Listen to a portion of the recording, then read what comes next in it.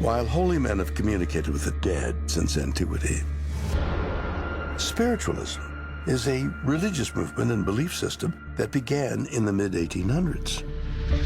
Through seances and human conduits to the spirit realm, known as mediums, spiritualists believe we can communicate with the dead and receive messages and guidance from beyond the veil. Spiritualism started in New York State, in a town called Hydesville, in 1848. And it started off really in the house of the Fox family.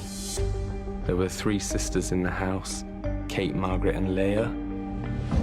And they started to hear noises, strange bangs in their house. And they soon realized that they could communicate with these noises. They would do 1 knock for yes and 2 knocks for no. And they were able to determine that it was the spirit of a peddler who'd been murdered a few years earlier. And later on, they found human remains down in the cellar. It became a big news story. It's been estimated that by the late 1800s, the American spiritualism movement had upwards of 6 million followers. But could there be another reason spiritualism became so popular, besides our longing to speak with the dearly departed? Well, some believe that it could be a path to unlock mysterious powers. There are different kinds of mediums. Probably the most common forms that we're familiar with are called clairvoyant mediums. They go into a trance, and then different spirits will start to communicate through their bodies. And then physical mediumship is where the medium is causing objects to levitate or move. Their physical body might change in different ways. You might see their faces transform. They might become larger or smaller and things like that.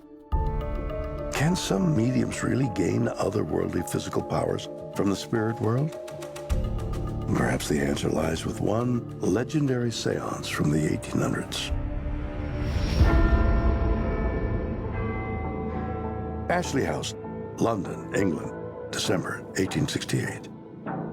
Members of London's intellectual elite gather to participate in a seance led by famed Scottish medium Daniel Douglas Hume. It is during this seance that he earns the nickname, the Flying Psychic. And he earns it by somehow levitating above the table, hovering above it, and then somehow physically flying out of the window of the seance room and in through another window. No one knows how he did it. There were no wires. There was no one in the room that was working with him. It was just the people at the seance and Hume conducting this amazing feat that we are still talking about and still puzzling about today. After the fact, people have sort of raised doubts about what took place on that night. But the fact that there were so many witnesses in the room, that they were supposedly respectable members of society, observing these events from different angles, and they were adamant that what they'd seen was a real phenomenon.